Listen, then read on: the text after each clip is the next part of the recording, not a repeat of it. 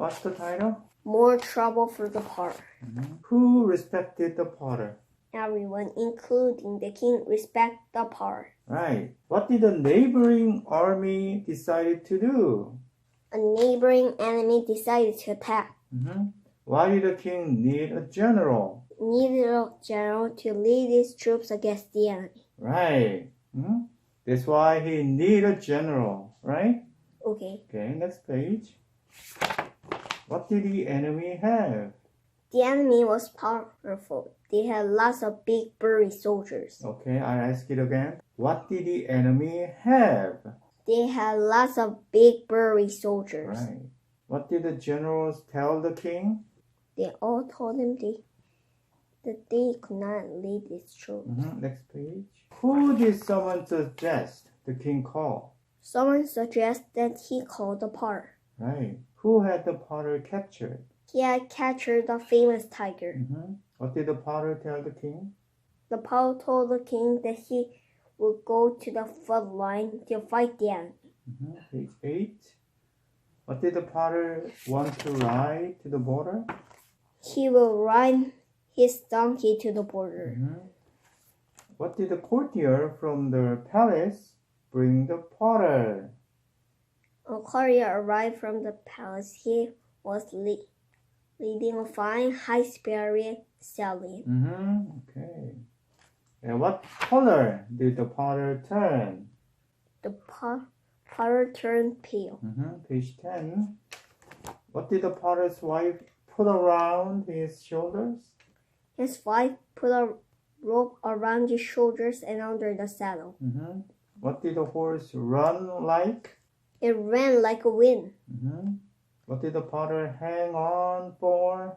The potter hung on for dear life. What did the potter reach for a branch of? The potter reached out for the branch of a willow to try to slow himself down. What did the potter ride off carrying? The potter rode off carrying the tree.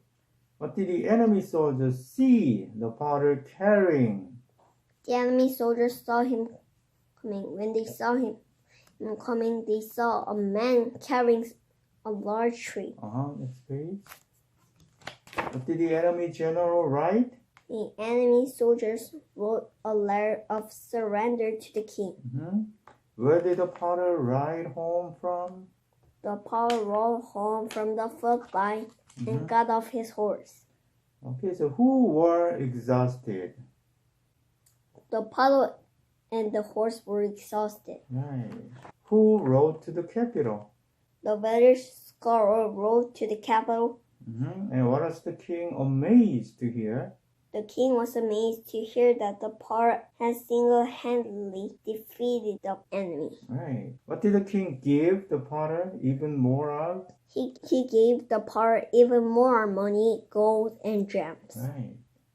The potter and his wife lived a happy, peaceful life together. Everyone, including the king, respected the potter. Things were very nice in the country for quite a while. Then one day, a neighboring enemy decided to attack. They wanted to take the king's country and all of his money. The king was afraid and called his generals to the palace. He needed a general to lead his troops against the enemy. He asked for a volunteer. The generals all went to their front line. They looked across at the enemy. The enemy was powerful. They had lots of big, burly soldiers. Their weapons were fearsome. The generals went back to the king. They all told him they could not lead his troops. The enemy was much too strong. The king was greatly troubled. He consulted everyone. Finally, someone suggested that he call the potter. After all, he was the strongest man in the country. He had captured the famous tiger.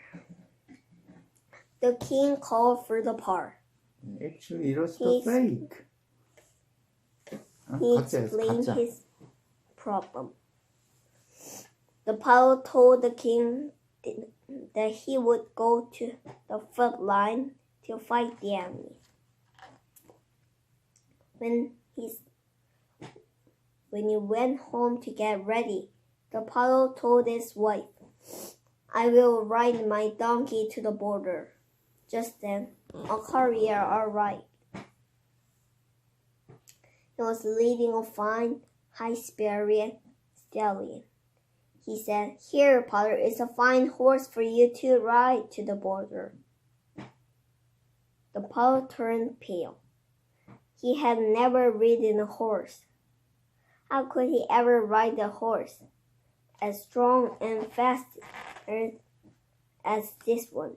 Finally, he said to his wife, "I will ride at night so no one will see me. Tie me to the horse and I will ride him to the border." The pilot got into the saddle. His wife put a rope around his shoulders and under the saddle. The horse was getting impatient. Finally, it just started galloping away. It ran like a wind. The pilot hung on for dear life. The horse galloped faster and faster.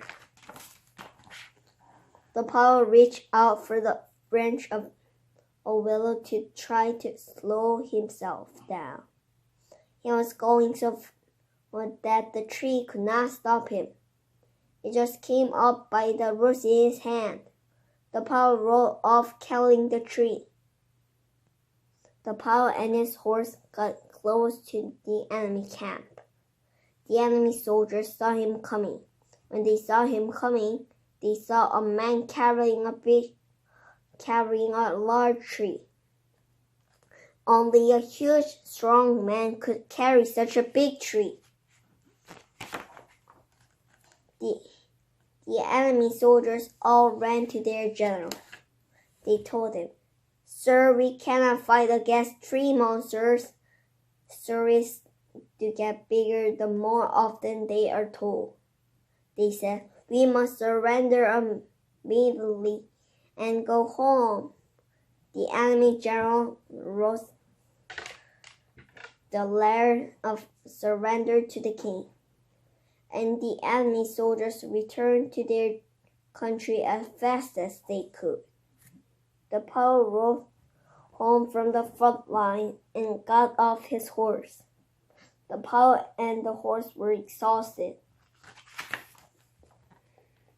The village scholar rode to the capital and told the king the story of the battle that was not even a battle. The king was amazed to hear that the pilot had single-handedly defeated the enemy. He gave the pilot even more money, gold, and gems. He appointed the pilot commander-in-chief of all the troops in the country. There was a mosquito in my room. "Good morning, Uri. Did you sleep well?" "Not really. Not all night."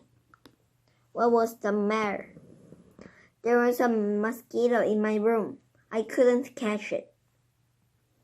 "That's really too bad. I'll give you some bug spray tonight." "Thanks. How do I use this phone?" "I'd like to talk to Peter. May I call him?" "Certainly. How do I use this phone?" "I think it's the same as yours in Korea. Do you have his number?" "Sure. Here it is."